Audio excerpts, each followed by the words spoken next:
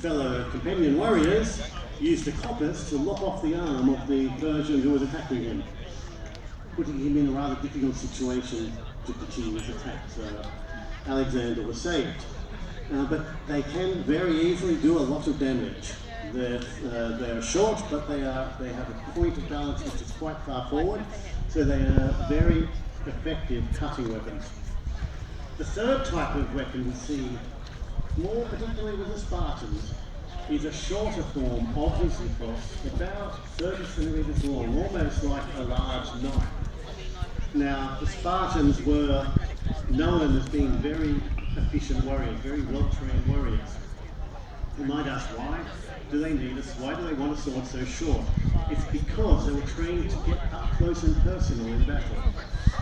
They would get very, very close to their enemy, and it was much more convenient to stab with a short sword when you're pressing your shield against the shield of the enemy. And so the Spartans often have this short version of the Xyphos. Now, what does a hoplite battle look like?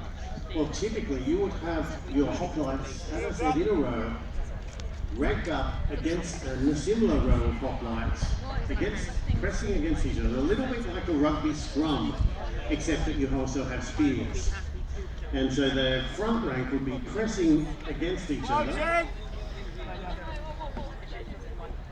and the ranks behind them would be stabbing their spears over, trying to get to the opposite front rank. But you can see, when the hoplites are closing ranks, they are not very exposed. Now they've got their shields, they've got their helmets, which we'll talk about in a minute, which can't protect their faces, and they have their legs, which are normally protected by leg protection, greaves, like the ones I'm wearing. So they are pretty much protected from top to bottom. The only thing really exposed is their arm. Now, they didn't have any armour on their arm, not at this period, not in the 5th century. Previously there were hoplites that had arm protection and even foot protection, but that went out of phase in the archaic times. So in the 5th century, and the period we're talking about here, it was actually considered manly to have scars on your arm, because that was the only part of your body which was really exposed, and you may well get hit by the enemy or even scraped by your own fellow hoplites as they thrust their spears forward. Their spears can graze your forearms, your type of stuff too. So that was a sign of someone who was actually a veteran, who was actually in battle a lot. Now, not all soldiers were hoplites. Actually, no, I haven't talked about the performance. The hoplites had a large range of helmets. If you want to see more of them, you can come to our display, which is right down the end of the grounds, and we have quite a few of them on display. The helmets we can see here are what we call Corinthians. The Corinthian helmet is a closed face helmet, which has very little visibility. Also, there are no ear holes, so they can't hear what I'm saying. If I say cylinder, they're not going to react. See, they didn't react. But that is a disadvantage, which is why later on we adopted more open style helmet. So this helmet is called a Chalcidian, which is derived from a Corinthian, but it has ear holes, so I can hear, and it has more visibility, a more open face, so I can see a little bit better. And I've still got a fair bit of protection. So helmets evolved over time. The other technique they would often use is when they were being attacked by non-Greeks, by Persians for example, who used arrows a lot, they would go into a defensive position, which we're going to see later on in the battle. They would basically kneel down and hide behind their shields.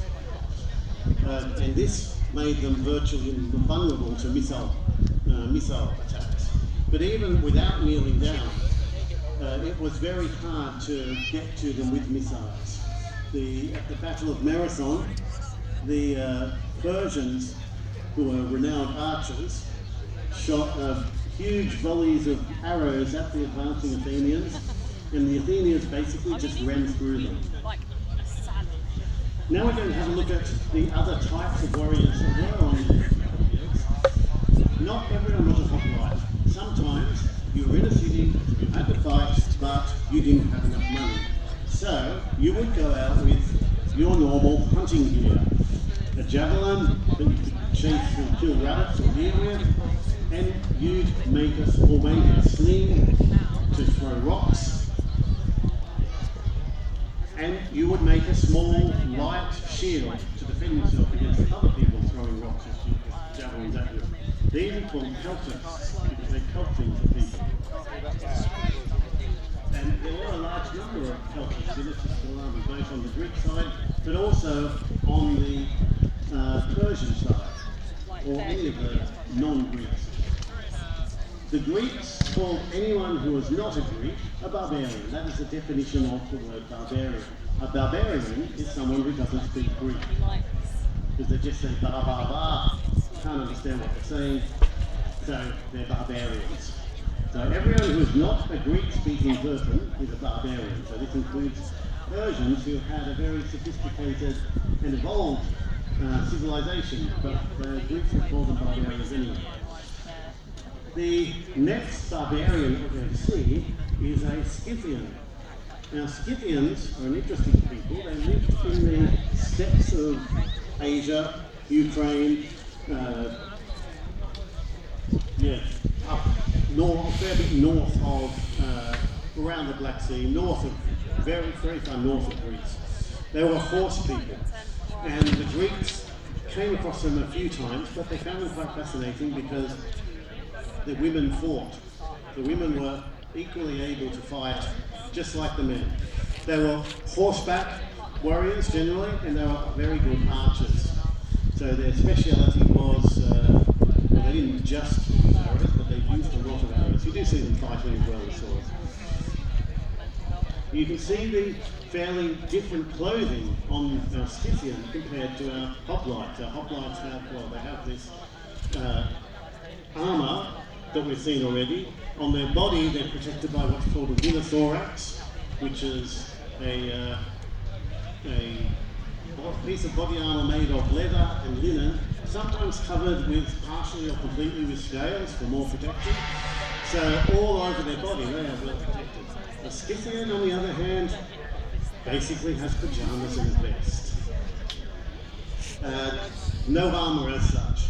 Now there were drawings of Scythians with this sort of armour as well, which we call winothorax, but generally speaking they were light troops. They did not go in for the heavy armour. But the Greeks were fascinated by them, and it seems every second pot we find has a picture of a hoplite fighting a Scythian, except they don't call them Scythians. They were so impressed by these women warriors that they came up with the legend of the Amazons. And on the pictures, they are fighting Amazons. The Amazons are actually Scythians. So now what we're going to do is I'm going to return to the ranks of my fellow hoplites, and we're going to see what happens when hoplites fight barbarians.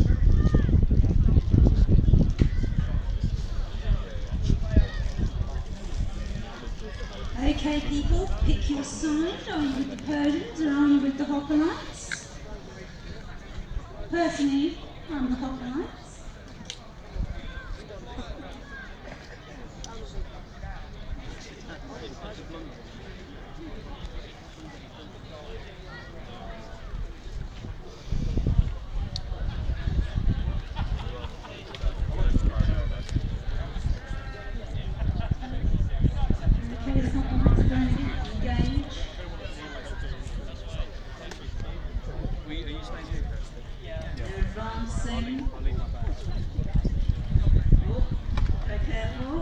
Spears coming at them. That hunter knows what he's doing. Okay. As you can see, the shields cover them, so those arrows shouldn't make their way through. Oh, the rocks have come out. That's it, get them stoned.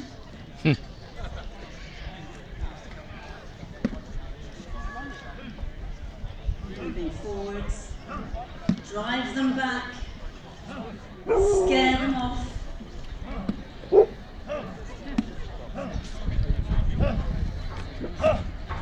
Move round the hand. I think the Hoplites have won, ladies and gentlemen.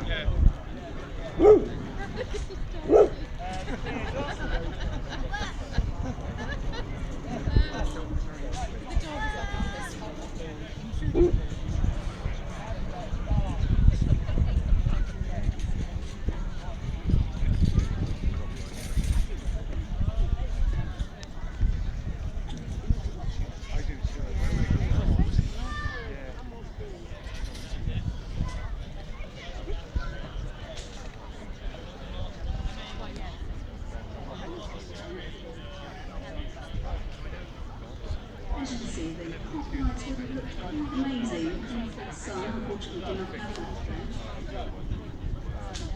They would have been a glistening, massive Not necessarily quite a heavy. So those shields might be a bit big for the people potentially well, people who are short of them grow over time as a species. So like an accurate grown soldier would like a remedy, like somewhere around your home. So maybe a bit less. I'm actually thinking to look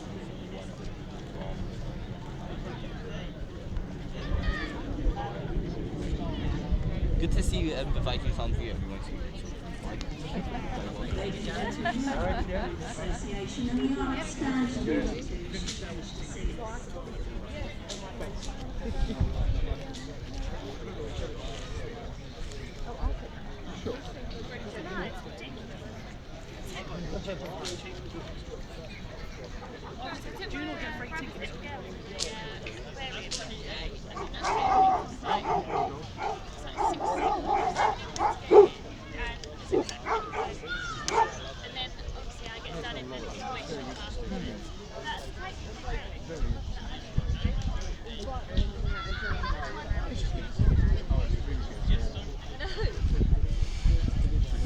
Thank you, ladies and gentlemen.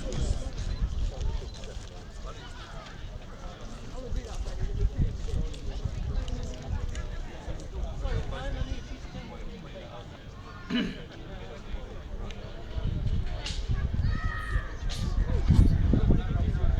many thanks to the Hoplite Association.